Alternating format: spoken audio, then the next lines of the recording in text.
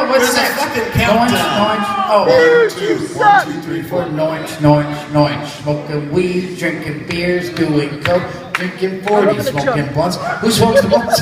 No, I fucked it up already. Yes! You have one job in life to sing that little song. It's noinch, smoking weed, doing coke. Fuck, you fucked me up. Is that close enough? No, it is. Thank you, sir. You fucking made me look stupid. How are you, man? Oh, I'm good. Especially now with the microphone. You're in control, man. Tell us what we want to hear. That's not what we're going to hear. Were any of the villains based on real people?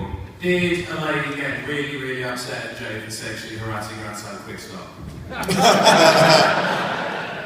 I guess you're asking the writer. No, not as far as I know. But that seemed like when we first introduced those characters in the movie. There were a few people that were like, they're very misogynistic. And I never really quite saw that. And then I went back and watched the movie. I was like, oh yeah, I guess he was like, hey bitches, hey sluts. I was like, yeah, that's not very harsh language. So we decided to, like, over time that went away. Like, as the guy who was like, I'm going to take the real Jason Mews and put him up on the screen, there was a certain amount of the real Jason Mews that I would shave off over time, you know, because even I would get uncomfortable writing shit like bitches, sluts. It's just not in me and stuff. So that stuff would kind of go away and whatnot. So I think when I wrote it, it was more of a joke or comment on that. Our beginning of those two characters, people would be like, they're misogynistic. There was the only review from Clerks, the only time he got mentioned in any of the reviews. I would get mentioned like Silent Box. They'd be like, oh, and the director plays a character called Silent Bob. But the only review he got highlighted was in People magazine, and they said, Jason Mews plays a character called Jay. And you want to find the rock he crawled out from under and make sure there's nothing else like it under it. And he brought it to me and he's like, is this good? And I was just like, we spelled your name right. So I think it was more about a comment to that, but no, that never really happened in real life. Have you, do you ever get in trouble for that? Have you ever gotten called on the carpet? No, I mean, I don't think even then I feel like... I remember once, I remember once you got, it wasn't for being misogynistic, but it was for being like, hey, like normally he's the dude that's just like, hey, and he'll do that to like fucking everybody, men, women, and shit like that. And whoever's like, hey, he's like, hey, and that's how he made out for years and years and years.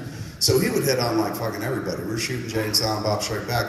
He was fucking like flirting with Carrie Fisher. She's playing a nun in the movie. And they're in a car together, you know, and sometimes when it was a 3-shot, you'd see me in the back, you know, and I'd be there with him and stuff. So we'd go down a long road and then cut and drive back because you couldn't shoot in the other direction. And so on the ride back, you know, they would sit there and chit-chat, and when I was in the back of the car, I'd join them. But when I'm not in the scene, when we're doing coverage, when it's just a single on Jay or a single on Carrie, I was riding the process trailer. The whole car is on a flatbed, and I'm sitting on the flatbed, watching through a monitor, listening, you know, with headphones and whatnot, and I have a walkie-talkie to talk to them in the car. So on the trips where we were doing, first it was Jay's coverage, we were doing Carrie's coverage. It was the last piece of coverage we were doing this season. We go back and forth, up and down the road. 2 trips on the way back, you know, he's just fucking flat out macking on her. Just flat out like, you know, we're gonna be done at like 6, what are you up to? You know, just, I'd love to do it with a princess, shit like that. And not subtle at all and whatnot. And for most of the day, she was just like, yeah, right, shut up, twerp, and stuff like that. You know, just kind of blowing him off. And then there was one point, man, we're driving back, and he said, come on, what are you gonna do, man? We should hang out tonight, you and me. Like, I could tell you stories, you could do stuff. And she literally goes, okay, stop right there. She goes, I want you to stop this. She's going, it's not right because you didn't intend to do any of these things. So stop throwing them out there and pretending like it may happen, okay? Because I may be old enough to be your mother, but inside of me is a woman, a young woman who loves sex. So don't be like your friend Ben Affleck, okay? And I'm sitting on the process trailer and I was just listening, but that one caught my attention. Because that meant somewhere in their history, man, he was sitting there going like, yo, I've always wanted to get dirty with a princess and shit like that. So I watched him get called up on the carpet, and this dude went white as a fucking ghost, man. Like, as soon as she started laying into him, I looked at him just to see his face, because he don't take confrontation well and shit. And she was like, you fucking, blah, blah, blah. She says all this stuff, and he was just like, I'm sorry. I didn't mean it. Someone else did that too. Who else? Do you know the companion from Firefly?